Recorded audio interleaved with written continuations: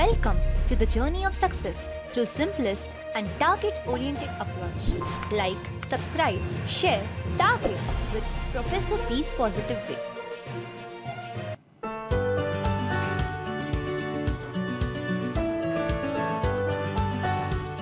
नमस्कार विद्यार्थी मित्र हो.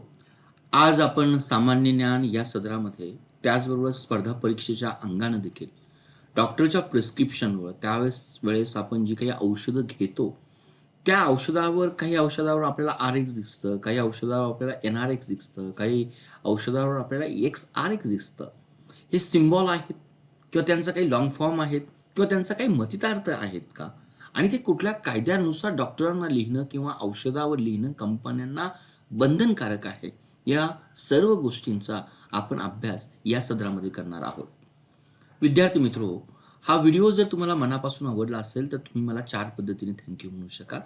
एक तर या व्हिडिओला लाईक करून, 2 हा व्हिडिओ आपल्या मित्रपरिवारामध्ये शेअर करून, 3 टार्गेट कॉम्पिटिटिव्ह एक्झाम या चॅनलला सबस्क्राईब करून, आणि 4 भविष्यामध्ये अशा अनेक व्हिडिओ बनवण्यासाठी मला तुमच्या मोटिवेशनची आणि सहकार्याची गरज आहे. या व्हिडिओच्या शेवटी दिलेल्या पेटीएम नंबरवर आपण एक व्हॉलंटरी डोनेटर व्हावं, ही एक विनंती आणि आशा.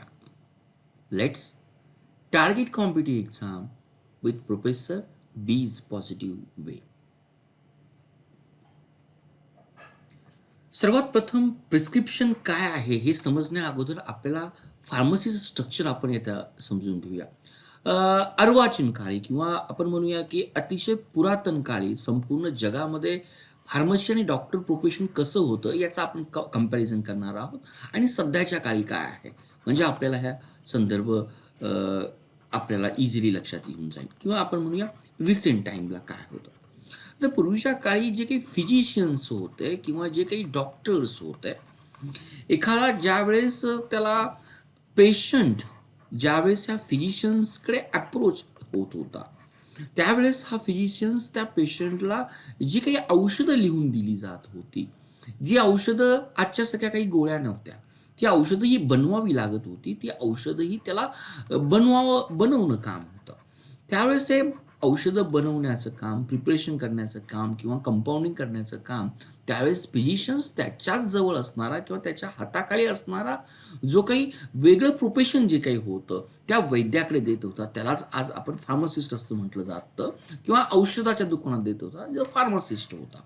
म्हणजे पूर्वीच्या काळी त्या डॉक्टरनी लिहून दिलेली औषधं पेशंटनी बनवण्यासाठी पेशंट हा पर्चा किंवा कागद घेऊन फार्मासिस्टकडे जात होता, आणि डॉक्टरनी जे काही सूचना दिलेल्या आहेत त्या सूचनाप्रमाणे तो औषधं आयदर सॉलिड फॉर्ममध्ये किंवा लिक्विड फॉर्ममध्ये बनवून त्या पेशंटला देत होता. ही पूर्वीच्या काळची पद्धत होती. पण आता काय झालंय की आता ज्या वेळेस आपण एखाद्या फिजिशियनला किंवा डॉक्टरला पेशंट म्हणून अप्रोच होतो, पेशंट म्हणून अप्रोच झालेला असताना आजचं स्ट्रक्चर कुठे चेंज झालेलं आहे? आजचं स्ट्रक्चर चेंज झालेलं आहे या औषधाच्या मार्केटमध्ये. म्हणजे आज फार्मसीच्या दुकानामध्ये असणारा किंवा औषधाच्या दुकानामध्ये असणारा फार्मासिस्ट हा स्वतः औषध बनत नाही किंवा स्वतः त्याचं कंपाऊंडिंग करत नाही, तर हा औषधाची या ठिकाणी विक्री करण्याचं काम करतो, त्याचं डिस्ट्रीब्युशन करण्याचं काम करतो. परंतु ज्या काही फार्मा कंपन्या आहेत त्या फार्मा कंपन्या औषधं बनवण्याचं काम करतात, त्यांचं कंपाऊंडिंग करण्याचं काम केलं जातं. म्हणजे फार्मा कंपन्या औषधं बनवतात, त्या औषधं आपल्या फार्मसीमध्ये येतात किंवा औषधाच्या दुकानात येतात, आणि डॉक्टरनी जे काही लिहिलेलं कागद आहे, जो काही प्रिस्क्रिप्शन आहे, हा कागद आपण या फार्मसिस्टला दाखवतो. अशा पद्धतीनं आजचा हा फार्मसी व्यवसाय चालतो. हे जर आपल्याला या ठिकाणी समजलं तर आपल्याला प्रिस्क्रिप्शन या शब्दाचा अर्थ हा इझिली समजून येईल. या ठिकाणी प्रिस्क्रिप्शन म्हणजे काय, प्रिस्क्रिप्शन या शब्दाचा जर अर्थ दिला की डॉक्टर जे काही आपल्याला प्रिस्क्रिप्शन लिहितात, हे प्रिस्क्रिप्शन प्री म्हणजे बिफोर. आपण प्री याचा अर्थ बिफोर, स्क्रिप्ट म्हणजे रायटिंग करणं रिटन फॉर्ममध्ये. डॉक्टर हे रिटन फॉर्ममध्ये जे काही पेशंटला दिलेलं असतं त्या पेशंटनी त्या जवळच्या दुकानदाराला दाखवणं, फार्मासिस्टला दाखवणं, आणि हे प्रिस्क्रिप्शन तो रीड करून त्या प्रिस्क्रिप्शन्समध्ये या कुठली औषधं मेन्शन्स केलेली असतात ती औषधं कशी घ्यायची त्याची सूचना डॉक्टरांनी दिलेली असते, की सकाळी घ्यायचं आहे, संध्याकाळी घ्यायचं आहे, ते औषध उपाशीपोटी घ्यायचं आहे किंवा ते औषध आपल्याला लावायचं आहे. या सर्वांचा आपण म्हणूया की एक ताळेबंद ज्या चिठ्ठीमध्ये दिलेला असतो त्याच चिठ्ठीला आपण प्रिस्क्रिप्शन असं म्हटलं जातं किंवा डॉक्टरांचा पर्चा असं म्हटलं जातं, की पेशंटला दिलेली माहिती, की ती माहिती त्या पेशंटनी जवळच्या फार्मासिस्टच्या दुकानाकडून जाऊन चेक करणं आणि त्या पद्धतीने मेडिसिन घेणं या ठिकाणी आपल्याला अपेक्षित असतं. आता या प्रत्येक पर्च्यावर आपण जर पाहिलं तर डॉक्टर कुठलंही औषध लिहित असताना या ठिकाणी आपल्याला अशा पद्धतीने पर्चा दिसतो. या ठिकाणी त्या डॉक्टरचं नाव वगैरे असतं, त्याचा पत्ता दिलेला असतो, एज्युकेशन दिलेलं असतं आणि डॉक्टर इथे डेट टाकली जाते, पेशंटचं नाव टाकलं जातं आणि प्रिस्क्रिप्शनला सुरुवात करतानाच डॉक्टर RX हा शब्द लिहितो. त्याचबरोबर RX शब्द आपल्याला याही ठिकाणी दिसतो. आज प्रत्येक औषधाच्या पॅकिंग्समध्ये आपल्याला RX शब्द दिसतो. तर RX मिनिंग काय आहे? तर RX हा एक ग्रीक मिनिंग आहे. या शब्दाचा अर्थ आहे रिसीव किंवा रिसिप्ट कर. पेशंटला सांगितलं जातं की ही जी काही मी दिलेली औषधं आहे तुला ती रिसीव कर, तू रिसिप्ट कर. जरी मी डॉक्टर असेल, जरी मी या क्षेत्रातील एक तज्ज्ञ असेल, तरी ही औषधं घेताना तू त्या देवाला स्मरून घे. आणि ग्रीकमधला देव कोण? तर त्या काळातला देव होता एक ज्युपिटर. म्हणजे हा जो काही नंतरच्या काळामध्ये हा थोडासा अपभ्रंश होऊन आता हा शब्द ज्युपिटरच्या ऐवजी RX असा वापरला जातो. असं एक वन वे डिडक्शन्स आहे की हा शब्द कसा निर्माण झाला. पहिलं एक गोष्ट लक्षात ठेवा की हा कुठलाही वर्ड नाहीये, कुठलाही ॲक्रोनियम्स नाहीये, कुठलाही लॉंग फॉर्म नाहीये. It is a symbol. हा सिम्बॉल्स आहे, त्यामुळे याचा कुठलाही फुल फॉर्म नाही आणि हे वन डिडक्शन्स आहे, वन वे आहे. मे बी हे ट्रू असेल किंवा नसेल. आणि दुसरं जे काही डिडक्शन यातून काढलं जातं याचा अर्थ आहे की ज्यावेळेस RX लिहिलं जातं त्यावेळेस डॉक्टरचं म्हणणं असतं की खालील दिलेली पेशंटनी औषधं दिलेल्या सूचनेनुसार घ्यावी, ती टेक करावी, हा त्याचा एक जगतमान्य आपण म्हणूया अर्थ या ठिकाणी समजून घेऊया. आता RX हे कुठल्या मेडिसिनच्या संदर्भात मेन्शन्स केलं जातं या ठिकाणी तुम्हाला प्रत्येक मेडिसिनवर आपल्याला एक अशा पद्धतीची ब्रॅकेट दिसेल, रेड कलरमध्ये दिलेली असेल, त्याच्यामध्ये ही सूचना दिलेली असेल की शेड्यूल H ड्रग्स.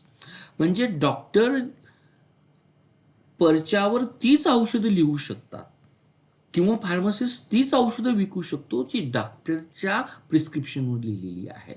डॉक्टरच्या प्रिस्क्रिप्शनवर जी काही औषध लिहिलेली असतात त्याला आपण शेड्यूल H ड्रग असं म्हटलं जातं. ड्रग कॉस्मॅटिक रूल्स 1945 आहे. त्यानुसार डॉक्टरची जी काही औषधं आहेत फार्मासिस्ट फक्त ही औषधं डॉक्टरची चिठ्ठी आल्यानंतरच विकू शकतो. त्याला शेड्यूल H ड्रग्स असं म्हटलं जातं आणि नियमानुसार त्या ठिकाणी अशा पद्धतीने सूचना करणं आणि ती औषधं जर RMP म्हणजे रजिस्टर मेडिकल प्रॅक्टिशनर, थोडक्यात आपण डॉक्टर किंवा फिजिशियननी लिहिली असेल तरच फार्मासिस्ट विकू शकतो. थोडक्यात RX कुणासाठी आहे? तर RX ही औषधं फक्त शेड्यूल H ड्रगसाठी आहेत आणि शेड्यूल H म्हणजे काय की जी औषधं डॉक्टरच्या चिठ्ठीवर विकली जातात. दोन पद्धतीची औषधं असू शकतात. दुसरी औषध आहे OTC, त्याला आपण ओव्हर द काउंटर प्रोडक्ट असं म्हटलं जातं. जर मी मेडिकलमध्ये अप्रोच झालो आणि त्याला जर सांगितलं मला क्रोसिन दे किंवा मला डिस्परिन दे, तर तो विचारत नाही की तुम्हाला डॉक्टरची प्रिस्क्रिप्शन आहे किंवा नाही. तो विदाऊट डॉक्टरच्या प्रिस्क्रिप्शनने हे आपल्याला मेडिसिन डिस्पेन्स करतो. त्याला OTC म्हटलं जातं. परंतु बाकीची जर मेडिसिन जर असेल तर लिगली फार्मासिस्टनी त्या डॉक्टरचं प्रिस्क्रिप्शन पाहणं, मागणं अपेक्षित आहे. मे बी भारतामध्ये एवढं स्ट्रिक्ट फॉलो केलं जात नाही. परंतु शेड्यूल H साठी आपण RX हा सिम्बॉल या ठिकाणी मेन्शन्स करतो. हे आपल्याला या ठिकाणी समजून येणं गरजेचं आहे. दुसरा औषधांच्यावर सिम्बॉल जो लिहिलेला असतो त्याला न्यू RX असं म्हटलं जातं. आता न्यू याचा अर्थ आहे, NRX याचा जो काय अर्थ आहे न्यू प्रिस्क्रिप्शन. जर प्लेन प्रिस्क्रिप्शन जर असेल, शेड्यूल H साठी जर असेल तर आपण त्याला प्लेन RX असं म्हटलं जातं. आता फरक पाहून घेऊया. हा RX कुणासाठी आहे? तर RX शेड्यूल H साठी आहे आणि शेड्यूल H1 साठी आहे. H1 मध्ये काय येतं तर साधारणपणे जे हॅबिट फॉर्मिंग ड्रग्ज आहेत की पेशंट स्वतः घेतो, कोडिन सारखं कफ सिरप असेल किंवा अँटीबायोटिक्स असेल तर त्याचा H1 मध्ये येतो. म्हणजे H आणि H1 मध्ये जी ड्रग्ज येतात त्यासाठी RX वापरलं जातं. पण सर्वात महत्त्वाचं जो काही डिफरन्स आपण पाहणार आहे, ही नॉन नार्कोटिक ड्रग्ज आहे. नॉन नार्कोटिक ड्रग्ज म्हणजे कुठलीही हॅबिट फॉर्मिंग ड्रग्ज नाहीये, कुठल्याही झोपेच्या गोळ्या नाहीये. परंतु NRX कुणासाठी वापरलं जातं? NRX हे देखील आपण वापरलं जातं शेड्यूल H आणि H1 साठीच. परंतु शेड्यूल H आणि H1 मध्ये ज्या काही ड्रग नार्कोटिक कॅटेगरीच्या आहेत, त्या नार्कोटिक कॅटेगरीच्या ड्रग ज्या काही मेन्शन्स केलेल्या आहे, फॉर एक्झाम्पल झोपेची गोळी असेल त्या ठिकाणी आपल्याला अल्प्रोझोलॉम असेल किंवा खोकल्याचं औषध असेल त्याला कोडिनसाठी असेल. म्हणजे यासाठी NRX हे त्या प्रिस्क्रिप्शनवर किंवा त्या औषधावर कंपन्यांनी लिहिणं आणि राईट हँडला स्पेशली रेड कलरमध्ये मेन्शन करणं कायद्यानं त्यांना बंधनकारक आहे. म्हणजे NRX याचा अर्थ आहे तो न्यू प्रिस्क्रिप्शन. आणि न्यू प्रिस्क्रिप्शनमध्ये कुठल्या टाईपची ड्रग्स येतात तर ती ड्रग्ज येतात शेड्यूल H आणि H1 मधली. परंतु जी नार्कोटिक्स आहे, जी अँटी ॲक्झिडी म्हणून वापरली जातात, जी पेन किलर्स म्हणून वापरली जातात, अँटीटसिव्ज म्हणजे आपण त्याला म्हणूया की खोकल्यासाठी वापरली जातात, त्याबरोबर अँटीबायोटिक्स येतात. जी हॅबिच्युअल अँटीबायोटिक्स आहे त्याचा अंतर्भाव हा औषधाच्या NRX या कॅटेगरीमध्ये घेतला जातो. आणि सर्वात रिस्की किंवा आपण म्हणूया की high degree of narcotic drugs आहेत की जी स्ट्रिक्टली डॉक्टरांच्या चिठ्ठीवर देणं अपेक्षित आहे. आणि त्या औषधांच्या जी काही चिठ्ठी आहे त्या चिठ्ठीवर स्पेशली आपल्याला RX म्हणणंच गरजेचं आहे. त्या गोळ्या असेल राईट हँडला जे काही लिहिलं जातं त्यांना आपण XRX म्हणणं गरजेचं आहे. त्यालाच आपण म्हणूया की high degree of psychotropic drugs. म्हणजे जो आपल्याकडे कायदा आहे narcotic drugs and psychotropic substances act, त्यामध्ये ज्या काही ड्रग्ज येतात मोस्टली त्याच्यामध्ये आपल्याकडे बार्बिच्युल ड्रग येतात. एक्झाम्पल आहे अमोलो बार्बिट्यूर आहे, नंतर बार्बिट्यूल आहे, बार्बिच्युर आहे किंवा अपिटोमाइन आहे. There are number of drug आहे. पण बार्बिच्युएट म्हटलं की तुमच्या लक्षात असलंच पाहिजे की हा जो काही ड्रग्ज आहे तो याच्या अंतर्गत आपल्याला काम केला जातो. म्हणजेच XRX कुणासाठी मेन्शन केलं जातं की जी शेड्यूल X मधली ड्रग्ज आहे त्यासाठी आपण हा ऍक्ट पाहिला जातो आणि इट इज कंपल्सरी आहे. म्हणजे जी काही NDPS मधली H आणि H1 मधील लो किंवा कमी तीव्रतेची नार्कोटिक ड्रग्जसाठी आपण NRX लिहितो, परंतु high degree of mental disorder treat करणं गरजेचं असेल किंवा नार्कोटिक्स ड्रग्ज असेल तर त्यासाठी जे काही औषधांचं पॅकेज असतं त्या औषधांच्या पॅकेजमध्ये आपण XRX हे कंपन्यांकडून लिहिलं जातं. किंवा ही औषधं ज्यावेळेस फार्मासिस्ट देतो त्यावेळेस त्या फार्मासिस्टनं त्या पेशंटकडून कुठल्याही परिस्थितीमध्ये प्रिस्क्रिप्शन पाहणं गरजेचं आहे. ते प्रिस्क्रिप्शन जे काही त्या प्रिस्क्रिप्शनमध्ये मेन्शन केलेलं आहे त्याचं रेकॉर्ड त्याने ठेवणं कायद्याने बंधनकारक आहे. आणि हे रेकॉर्ड 2 वर्षापर्यंत ठेवणं हे त्याला ड्रग आणि कॉस्मेटिक ॲक्ट 1940 अंतर्गत बंधनकारक आहे. मे बी ज्यावेळेस ड्रग इन्स्पेक्टर फार्मसी दुकानामध्ये येतात चेक करतात त्यावेळेस या गोष्टी त्याकडून या पाहिल्या जातात. तर XRX कुणा संदर्भात आहे तर शेड्यूल 1च्या संदर्भात आपल्याला आहे. रिसेंटली डॉक्टर खूप कमी प्रमाणात सध्या भारतामध्ये हा ट्रेंड नाहीये. भारतामध्ये डॉक्टर कुठलेही औषध लिहित असताना आजही RXने सुरुवात केली जाते. जसं मी तुम्हाला सांगितलं receive the medicines or take the medicine. परंतु आज पाश्चिमात्य देशामध्ये इन्स्टेड ऑफ RX ऐवजी शॉर्ट फॉर्म्स वापरला जातो. त्याला आपण ADVS म्हटलं जातं. ADVS याचा अर्थ आहे की ॲडव्हाइस म्हटलं जातं. या ठिकाणी कुठलेही स्टँडर्ड नियम नाही आहेत की डॉक्टरांनी RX वापरावं की ॲडव्हाइस वापरावं. हा आपण एक जनरल ट्रेंड पाहूया. जसं मी तुम्हाला मेन्शन केलं की हा शब्द ॲडव्हाइससाठी आहे. ॲडव्हाइसचा आपण हा ॲक्रोनिम्स आहे. मोस्टली डॉक्टरांकडून प्रिपेअर केलं जातं. परंतु भारतामध्ये आजही आपण हे प्रिस्क्रिप्शनमधलं RX हा सिम्बॉलच आपण या ठिकाणी वापरला जातो. याच संदर्भातील आपण काही प्रश्न पाहूया. हे जे काही मी तुम्हाला शेड्यूल KMNO दिलेले आहेत हे शेड्यूल्स आपल्याकडे जो काही ड्रग आणि कॉस्मेटिक ॲक्ट जो काही आहे 1940 त्यातील रूल्स जी दिलेली आहेत 1945च्या अंतर्गत साधारणपणे आपल्याला असे A to Z मध्ये शेड्यूल्स दिलेले आहेत. तर त्यातील काही शेड्यूल्स दिलेली आहेत. आपण रूल्स 1945चा सेपरेट व्हिडिओ बनवलेला आहे. तोही आपल्याला स्पर्धा परीक्षेचा अभ्यास करत असताना सर्वात महत्त्वाचं आहे तर आपल्याला कुठला रॉंगली मॅचड आहे असं म्हटलेलं आहे.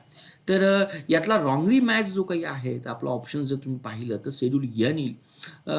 पूर्णपणे स्पर्धा परीक्षे दृष्टीने हा महत्त्वाचा नाही, परंतु जर तुम्हाला जास्त अभ्यास या औषध क्षेत्राचा जर करायचा असेल, कारण आपल्याला H1 शेड्यूल्स काय आहेत हे स्पर्धा परीक्षेच्या विद्यार्थ्यांना माहीत असणं गरजेचंच आहे.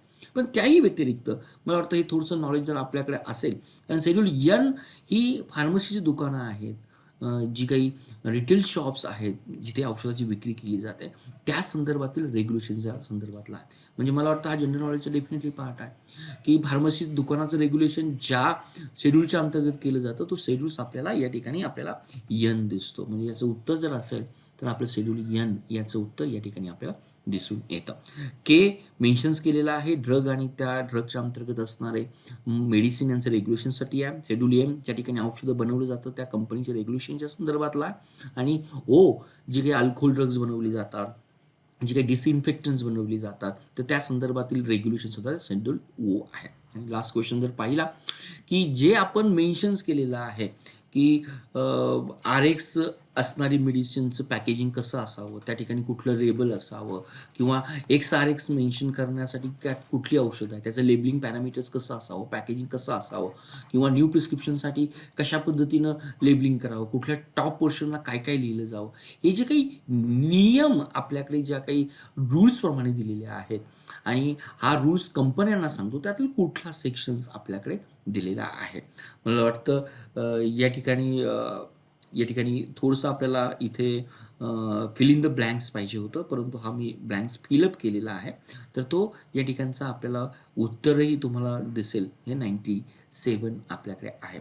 There are more than the 100 sections आहेत. ते सेक्शन्स आपल्याकडून पाठ होणंही अपेक्षित नाही, परंतु हा यातला एक संदर्भ आला की त्या अंगानं तुम्ही शेड्यूल एच म्हणजे काय, शेड्यूल एक्स म्हणजे काय, शेड्यूल NRX म्हणजे काय, ॲटलिस्ट बार्बिच्यूड ड्रग्स कशामध्ये येतात, अँटीटिश्यू ड्रग्स कशामध्ये येतात, शेड्यूल एच आणि H1 मधला काय फरक आहे, ह्या गोष्टी जरी तुम्हाला या सेक्शनच्या अंतर्गत समजल्या तरी मला वाटतं या व्हिडिओचा माझा उद्देश हा इझिली तुमच्या लक्षात येऊन जाईल. त्यामुळं ऑफलाईनचे हा GKचा भाग जरी असेल तरी विद्यार्थी म्हणून तुम्ही त्याला निग्लेक्ट करू नका. मे बी समवेअर याचा तुम्हाला कुठे ना कुठेतरी निश्चित फायदा होईल अशी मला आशा आहे आणि अपेक्षा आहे.